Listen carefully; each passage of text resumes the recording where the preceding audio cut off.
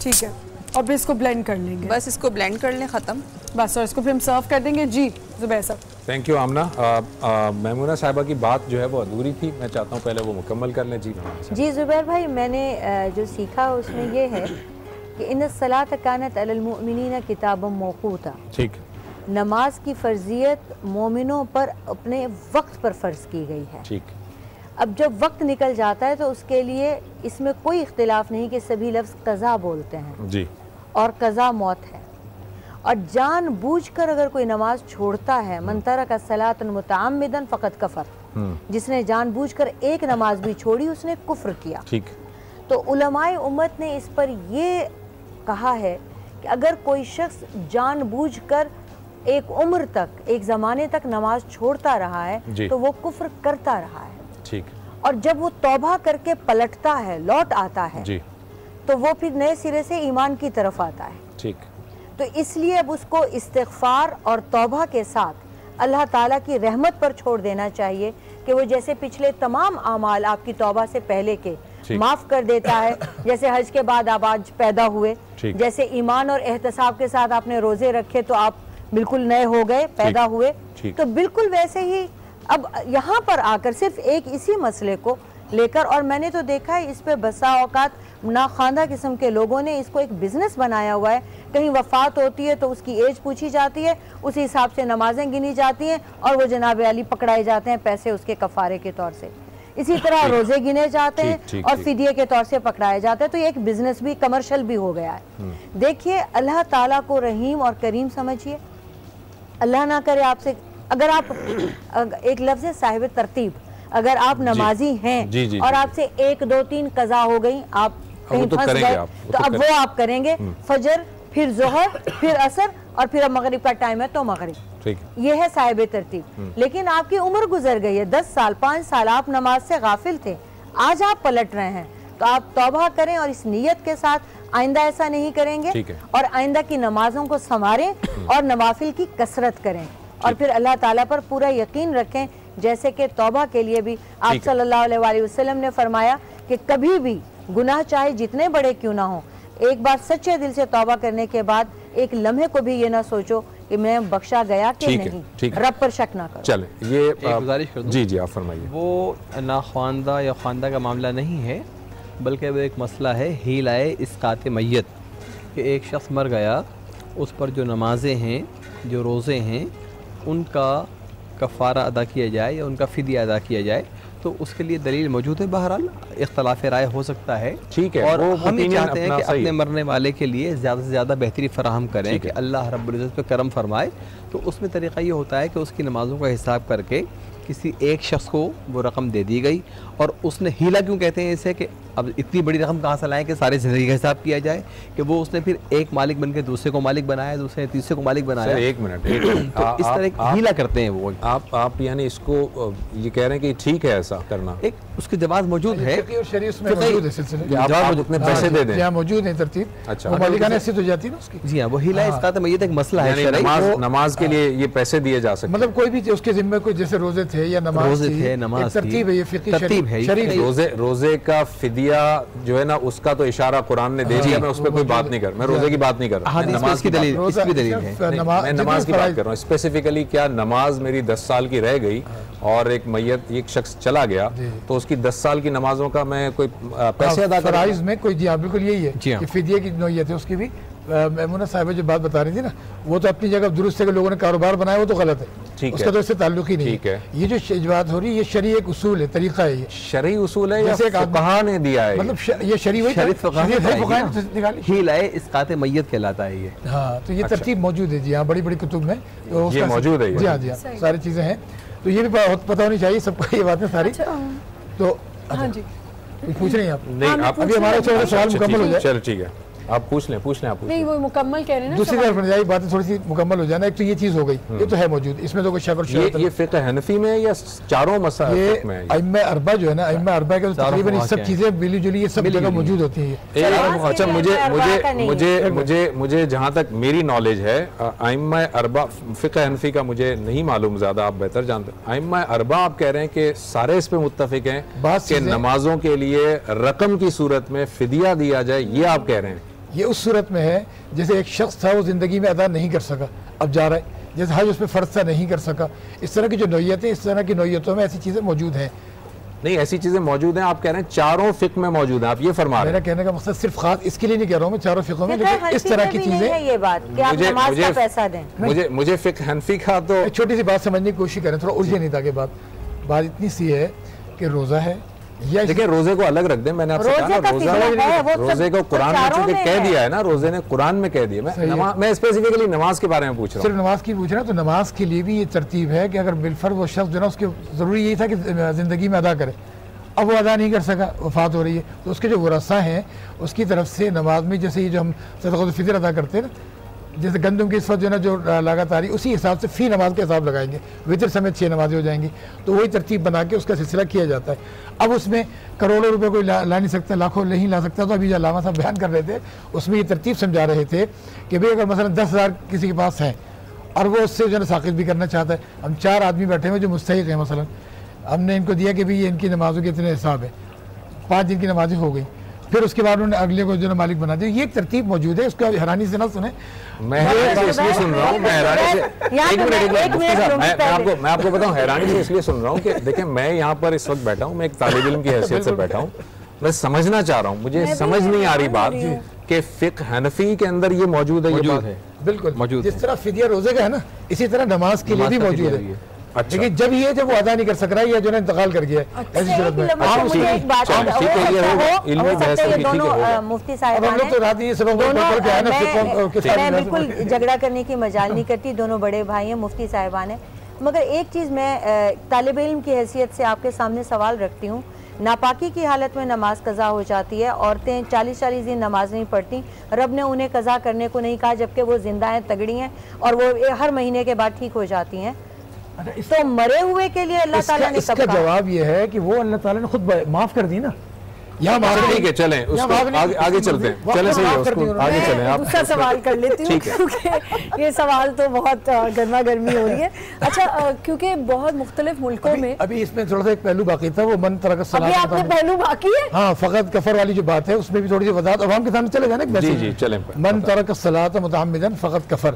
اچھا فقہائے کرام بھی اور طریقے سے محدثین اعظام بھی، اب جیسے یہاں پہ جو لفظ آ رہا ہے نا کفر کا، تو یہ اصطلاح شرع والا کفر نہیں ہے.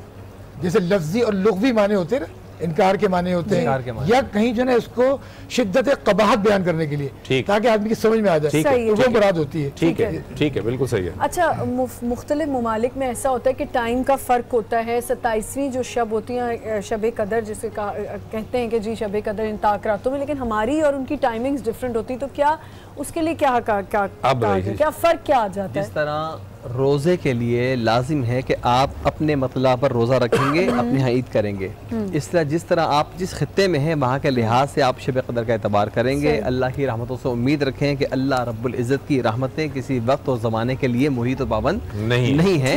اپنے آپ مطلع کا اعتبار رکھیں، اس میں آپ جہاں ہیں اسی لحاظ سے آپ شب قدر تلاش کریں. اس لیے کہ آپ کے طاق راتیں کہیں اور جو راتیں ہوں گی نہیں. ہمیں ایک اور چیز بھی ہے، بھائی کی بات بالکل ٹھیک ہے، لیکن جیسے انڈونیشیا میں فجر کی نماز اذان شروع ہوگی نا، اس کے بعد سے آپ دیکھیں گا پوری دنیا میں وہ وہاں سے شروع ہوتے ترتیب انڈونیشیا تک جب پہنچے گی بات تو ظہر کا وقت آ جائے گا. یہ ایگزیکٹلی ایسے ہے کہ آپ کی جب یہاں 27 کی رات اگر پاکستان میں شروع ہوئی نا تو آپ اس کو گھومتے جائیے دنیا جہاں سے سٹارٹ ہوئی وہاں 27 کی رات ختم ہوئی ہو. اسی بات پہ بات کرتے ہوئے ایک بات اور بھی بتا دوں، یہ جو بات فرمائی تو امت محمد یہ کہ یہ بھی خصوصیت اس سے پتہ چل گئی کہ پورے عالم پوری کائنات میں ہر وقت کہیں نہ کہیں جیسے سر روزے چل رہے ہیں، روزے سے کوئی نہ کوئی ہوتا ہے، کہیں تراویح ہو رہی ہوتی ہے، کہیں فجر ہو رہی ہے، کہیں ظہر ہو رہی ہے. پوری امت ہر وقت لگی ہوئی اللہ کے کوئی لمحہ خالی نہیں جاتا، انسان بھی امت کی طرف سے کوئی لمحہ خالی نہیں جا رہا، ہر وقت ہو رہی ہے. کنفیوژن ہو گیا کہ انڈونیشیا سے کیا مطلب ہے، ٹائم زون اگر وہاں سے سٹارٹ ہو رہا ہے، وہ ٹائم زون سٹارٹ ہو رہا ہے نا، فجر وہاں سے ہو رہی ہے. اس طریقے سب سے پہلا وقت وہ ہے. اگر اس کے بعد سٹارٹ کریں پوری دنیا کا آپ گلوب لے لیں نا تو آپ دیکھیں جہاں آخری فجر کی ہو رہی ہوتی ہے نا اذان، اس کے بعد جب وقت آتا ہے وہاں پہ ظہر شروع ہو جاتی ہے، پھر ظہر کا یعنی یہ سلسلہ ایسا ہے. ایک بات بتائیے گا مفتی صاحب، یہ جو سورہ قدر میں جو بیان کیا گیا، اصل میں ایک کالر نے ابھی ہمیں کال کیا تھا، آپ لوگ جب نہیں تھے تو کالر نے کال کیا تھا اس وقت, تو وہ سوال میں آپ کے سامنے ہی رکھ دیتا ہوں. بریک آ گیا ہے, بریک آ گیا دیتا ہوں, ساتھ میں جو نا طریقہ کار بھی بتا دیتا ہوں. جی دیکھیں, اگر واقعتاً آخری عشرے میں انسان کو ذوق ہے, شوق ہے, اس طرح کرنا چاہتا ہے, جی, تو اکابرین امت کا یہ طریقہ بھی رہا ہے کہ وہ خود جو پڑھانے والے ہیں نا, وہ اپنی تراویح کی ساری رکعتیں یا کچھ رکعتیں بچا لیتے تھے, اور رات میں اپنی تراویح کی نیت باندھ لیتے تھے, پیچھے مجمع جو تھا وہ اپنی نوافل کی نیت باندھ لیتا تھا, کوئی حرج نہیں ہے. اچھا, نوافل میں احناف کے یہ ہے کہ 3 افراد سے زائد جو ہے نا نفل کی جماعت وہ پسند نہیں کی گئی ہے, ٹھیک ہے, اور بعض حضرات نے جو نا وہ نوافل کی بھی اجازت دی ہے. تو اس اعتبار سے اچھا, میں اصل میں اسپیسیفکلی جو کوشچن تھا نا وہ ریفریز کر دیتا ہوں. وہ کوشچن یہ نہیں تھا کہ فقہ حنفی میں کیا ہے یا مالکی, وہ کہہ رہے ہیں کہ نبی صلی اللہ علیہ وسلم نے کہ کوئی بھی نفل نماز کی جماعت کروائی ہے, وہ پوچھنا چاہ رہے ہیں. اس حوالے سے کوئی ہے ذہن میں پہلو کے؟ نبی علیہ السلام نے نفل کی جماعت نہیں کروائی, لیکن علماء کا یہ کہنا ہے کہ اس زمانے میں اگر ہزاروں افراد اس بہانے نماز میں آ جاتے ہیں تو ان کے لیے جواز کا فتویٰ ہے کہ گو کہ اتنا اچھا عمل نہیں ہے, لیکن اس بہانے انفرادی طور پر پڑھیں گے نہیں. جیسے صلاۃ التسبیح ہے, دیگر نمازیں, ایک ماحول بنتا ہے, وہ آتے ہیں توبہ کرتے ہیں, تو اللہ کی ذات سے امید ہے کہ اللہ کا خاص کرم ہوگا, اجتماعی دعا ہوگی, اس لیے انہیں پڑھنے کی اجازت دی جائے. ٹھیک ہے, یعنی کہ آپ یہ فرما رہے ہیں کہ نبی صلی اللہ علیہ وسلم کی سیرت سے تو نہیں ملتا, لیکن علماء نے اس کی اجازت دی اور جواز دی. جی, میں یہ کہہ رہا تھا کہ جو ہم شروع میں جو بات کر رہے تھے, شب قدر آتی ہے 83 سال سے بھی زیادہ, اس کی حد تو لمٹ رکھی نہیں ہے, تو ماشاءاللہ اللہ تعالیٰ نے جس کو ہر سال رمضان جو نصیب ہوتے ہیں تو ہر سال وہ میسر آتی ہے, تو اللہ کرے کہ ہماری ساری شب قدر ہر زندگی کی جتنی بھی ملیں سب قبول ہو جائیں, تاکہ جو نا وہ لاکھوں کروڑوں سال میں چلی جائے. آمین جی, یہ تو آپ نے بہت بڑی بات کی ہے. اللہ تعالیٰ جو ہے وہ کہتے ہیں نا, اللہ تعالیٰ سے اس کا فضل مانگنا چاہیے ہمیشہ, اس سے عدل نہیں مانگنا چاہیے, اور یہ واقعی بہت بڑی. آپ میمونہ صاحبہ لاسٹ کوئی کمنٹ دینا چاہیں, کیونکہ اب ہم اختتام کی جانب ہیں. طاق راتوں کے حوالے سے اور دل صاف کرنے کے لیے اور دعا کی درخواست ہے کہ ایک دوسرے کو معاف کریں, اپنا دل صاف کریں, کہ آپ صلی اللہ علیہ وسلم نے جنتی کی پہچان یہی بتائی تھی, جو روز اپنا دل صاف کرے اور اللہ کی رضا کے لیے سب کو معاف کرے, اور اللہ تعالیٰ پھر اسے معاف فرما دیتے ہیں. آپ بھی کچھ کہنا چاہیں, ارشاد کرنا چاہیں.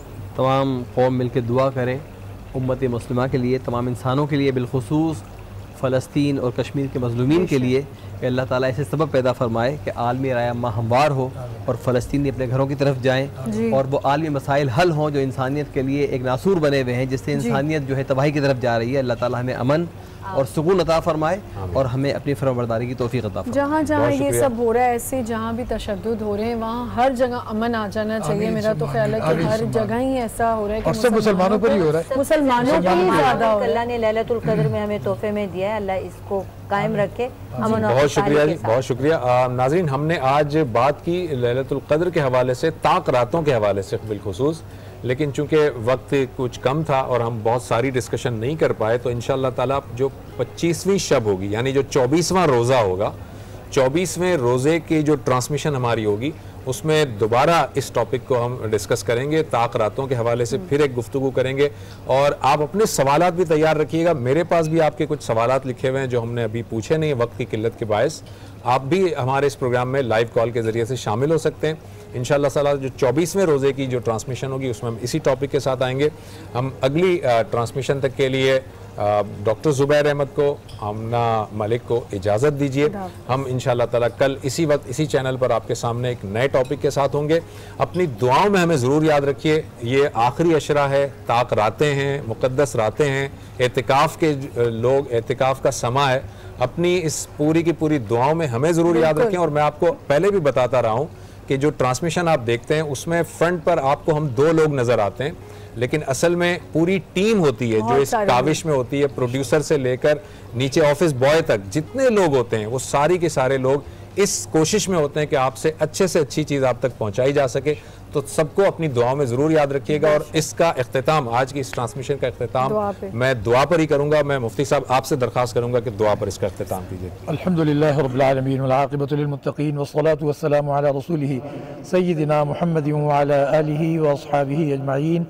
اللهم انت السلام ومنك السلام تباركت يا ذا الجلال والاكرام. اللهم ربنا آتنا في الدنيا حسنة وفي الآخرة حسنة وقنا عذاب النار. اللهم إنك عفو كريم تحب العفو فاعف عنا يا كريم. اللهم أنس وحشتنا في قبورنا. اللهم ارحمنا بالقرآن العظيم واجعله لنا إماما ونورا وهدى ورحمة. اللهم ذكرنا منه ما نسينا وعلمنا منه ما جهلنا وارزقنا تلاوته آناء الليل وآناء النهار واجعله لنا حجة يا رب العالمين. لا إله إلا الله الحليم الكريم. سبحان الله رب العرش العظيم. الحمد لله رب العالمين. نسألك موجبات رحمتك وعزائم مغفرتك والغنيمة من كل بر والسلامة من كل إثم. لا تدع لنا ذنبا إلا غفرته ولا هما إلا فرجته ولا دينا إلا قضيته ولا مريضا إلا شفيته ولا ميتا إلا رحمته ولا حاجة من حوائج الدنيا والآخرة إلا قضيتها ويسرتها يا قاضي الحاجات يا أكرم الأكرمين. اللهم طهر قلوبنا من النفاق وأعمالنا من الرياء وألسنتنا من الكذب وأعيننا من الخيانة فإنك تعلم خائنة الأعين وما تخفي الصدور. اللهم من أحييته منا فأحيه على الإسلام ومن توفيته منا فتوفه على الإيمان. اللهم إنا نسألك رضاك والجنة ونعوذ بك من سخطك والنار. اللهم إنا نسألك الجنة وما قرب إليها من قول وعمل ونعوذ بك من النار وما قرب إليها من قول وعمل. رب اغفر وارحم وتجاوز عما تعلم إنك أنت الأعز الأكرم واهدني للتي هي أقوم. اللهم ارزقنا حجا مبرورا وسعيا مشكورا وذنبا مغفورا وعملا صالحا مقبولا وتجارة لن تبور يا عزيز يا غفور يا رب العالمين.